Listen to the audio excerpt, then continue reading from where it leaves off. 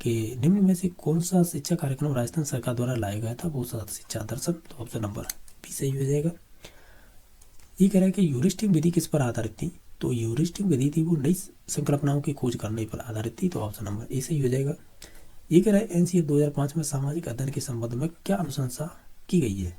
तो आप इन सभी ऑप्शन को ध्यान से पढ़ेंगे तो हमें ये कहेंगे जो माध्यमिक स्तर पर सामाजिक अध्ययन की विषय वस्तु होती है ना, जैसे भूगोल, इतिहास, राजनीतिक शास्त्र और अर्थशास्त्र, वो समाजशास्त्र से ली जाए। तो ऑप्शन नंबर डी सही हो जाएगा। क्वेश्चन नंबर 140 है, इसमें पूछा था कौन सा सही सुमेलित नहीं है।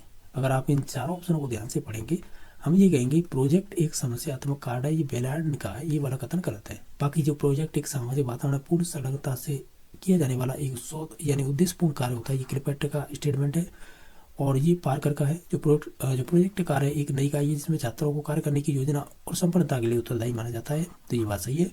बाकी वास्तविक जीवन जैसी परिस्थितियों को पूरा किया जाने वाला बालकों द्वारा आयोजित उद्देश्य युक्त कार्य परियोजना कहलाता है या परियोजना। तो ये बिनिंग का कथन है। तो ए, सी और डी ये तो सही थे, जो गलत है वो हो जाएगा बी नंबर ऑप्शन। इनमें से कौन सा एक सुमेलित है, हम कहेंगे जो मायाद्वीप है वो एक प्रक्षेपीय दृश्य सामग्री है, बाकी चार्ट है वो दृश्य सामग्री होगी ना कि प्रक्षेपीय। एपिडाइस्कोप है ये अप्रक्षेपी सामग्री न होकर प्रक्षेपी हो जाएगी। लिखवा पौने ये श्रव्य होता है ना कि दृश्य। तो इस प्रकार ऑप्शन नंबर एक ही सही था। पाठ्यचर्या का निर्माण का सिद्धांत कौन सा होगा इनमें से, तो हालांकि ये सभी होंगे, ऑप्शन नंबर डी सही हो जाएगा। क्वेश्चन नंबर आपका है ये वाला, इसमें एक तरफ तो सिद्धांत या प्रतिमान दे रखे, दूसरी तरफ उनके प्रतिपादक, जैसे सामाजिक प्रत्याशा प्रतिमान है, ये किससे संबंधित है, तो हम ये कहेंगे ये आपकी बेंजामिन कॉक्स से संबंधित है। पूछताछ प्रशिक्षण प्रतिमान है, ये आपके रिचर्ड सकमैन से संबंधित है। तो ये इससे मेल हो जाएगा, ठीक है। यानी पहले का दूसरा किसमें, इसमें, और दूसरे का एक इसमें, और बाकी आप मिला लीजिएगा क्योंकि यही क्रम चलेगा, ठीक है। तो फिर हो जाएगा शिक्षण चिंतन का स्तर है वो आपके हंट से संबंधित है, और प्रयोजनवाद है वो आपके पीएस हो जाएंगे, ठीक है। तो इस प्रकार ऑप्शन नंबर बी सही हो जाएगा। क्वेश्चन नंबर नेक्स्ट है कि उपचारात्मक शिक्षण को किस नाम से जाना जाता है, तो हम ओवरऑल देखें तो इसे चिकित्सात्मक शिक्षण कहेंगे, यानी मेडिकल टीचिंग। तो ऑप्शन नंबर इसका सी सही हो जाएगा। 41 नंबर, वर्तमान समय में सामाजिक अध्ययन की विषय वस्तु में किसका अध्ययन नहीं किया यानी नहीं कर पाया जाता है, तो देखो वनस्पति शास्त्र का नहीं किया जाएगा, ये तो विज्ञान का क्षेत्र है, ठीक है। तो ऑप्शन नंबर डी सही हो जाएगा।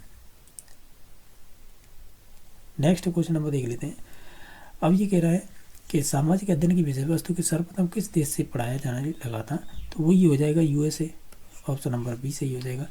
सामाजिक अध्ययन, सामाजिक संबंधों का अध्ययन, यह कथन किसके द्वारा कहा गया था, तो ये आपकी जोरोलिमिक।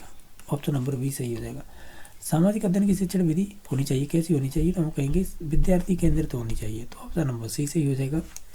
सामाजिक अध्ययन शिक्षण प्रायोजना विधि महत्वपूर्ण है क्योंकि हम इससे कहेंगे ये करके सीखने के सिद्धांत पर आधारित होती है, जिससे करके सीखने से हमारा लर्निंग है यानी अधिगम है वो स्थायी हो जाएगा।